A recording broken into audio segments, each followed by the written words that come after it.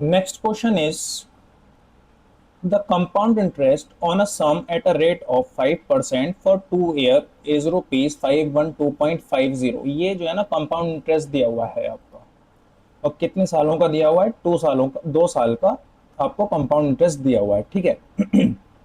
5% के हिसाब से, तो अगर 5% के हिसाब से 2 साल का आपका कंपाउंड इंटरेस्ट है, तो इसको हम इसका सम बताना है हमें कि हमारा प्रिंसिपल अमाउंट क्या होगा। तो सबसे पहले आप इसको बाई रेशो मेथड से करो कि 5% है ना, 5% का मतलब होता क्या है, 5/100।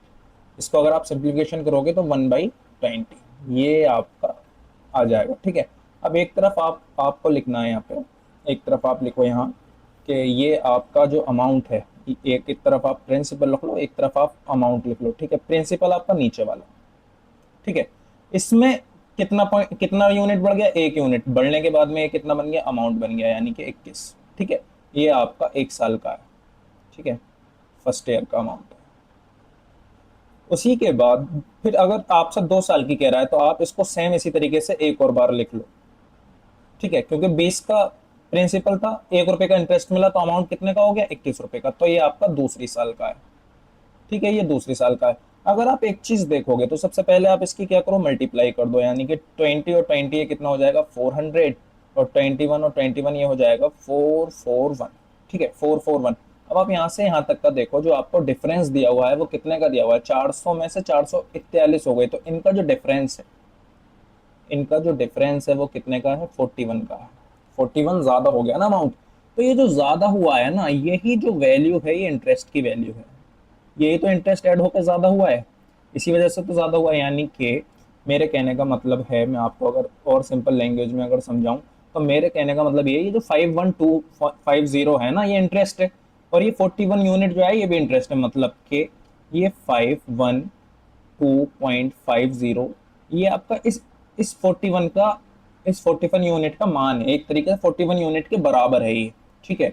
आपको क्या निकालना है, सम निकालना है। सम का मतलब होता है प्रिंसिपल निकालना है आपको, यानी कि प्रिंसिपल आपको बताना है, प्रिंसिपल वैल्यू, कि प्रिंसिपल वैल्यू क्या रही होगी। तो प्रिंसिपल वैल्यू बताने के लिए आपको करना क्या होता है, देखिए, प्रिंसिपल वैल्यू बताने के लिए आपको करना क्या होता है, ये आपने अभी आपने क्या निकाल दिया, सम निकाल दिया यहाँ से, और प्रिंसिपल वैल्यू आपके पास है कितनी, 400, ठीक है, जो यूनिट में निकाला है। ये आपको अमाउंट, अगर अमाउंट निकालना होता तो हम 441 से मल्टीप्लाई करते, लेकिन अभी हमें क्या निकालना है, प्रिंसिपल निकालना है, तो हम यहाँ पे क्या करेंगे, प्रिंसिपल से मल्टीप्लाई कर देंगे, क्योंकि ये हमारा प्रिंसिपल है, ये हमारा अमाउंट है, ठीक है।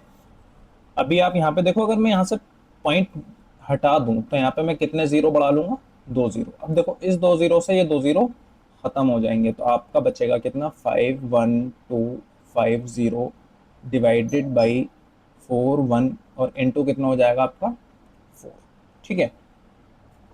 अगर या तो चाहो तो आप डायरेक्ट सॉल्व कर लो, या आप डिजिटल सम के थ्रू भी सॉल्व कर सकते हो, कोई मसला नहीं है। मैं आपको डायरेक्ट सॉल्व करके दिखा देता हूँ। इसको देखो, 41 से काटो आप इसको एक बार में, 41, 10 बचा, 10 इधर आ जाएगा, ये कितना हो जाएगा, 102। 102 हो जाएगा, तो 102 का अगर आप 2 से काटोगे, 43 को अगर आप 2 से मल्टीप्लाई करोगे, तो 2 1 2 2 4 8, यानी कि 102 को आप 2 से काटो तो ये हो जाएगा 108 में 182 गया, तो कितना बचा, 8 और 10 18, 18 यानी कि 20 बचा। अब ये 20 जो है ना 5 के साथ में ऐड हो जाएगा, यानी कि ये हो जाएगा 205।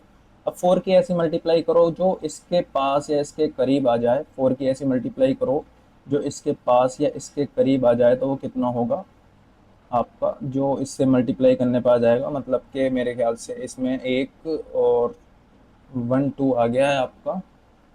5 से अगर आप करके देखोगे इसको तो बहुत हद तक एक पास आ जाएगा, क्योंकि लास्ट यूनिट 5 है, 5 5 4 20, ये कम्प्लीटली चला जा रहा है। तो 41 से अगर आप करोगे कितनी बार में, 5 बार में, ये कम्प्लीटली चला जाएगा और जीरो ऊपर, ठीक है। तो ये हो जाएगा 1250 इंटू 4। अब 4 से अगर आप मल्टीप्लाई करोगे, 4 जीरो ज़ा जीरो, 4 5 ज़ा 20 का जीरो, 2 कैरी, 4 2 ज़ा 8 9 10 का जीरो, एक कैरी, 4 1 ज़ा 4 और एक 5। तो एक कितना प्रिंसिपल अमाउंट आ जाएगा आपका, 5000 रुपये, यानी कि option C is correct answer.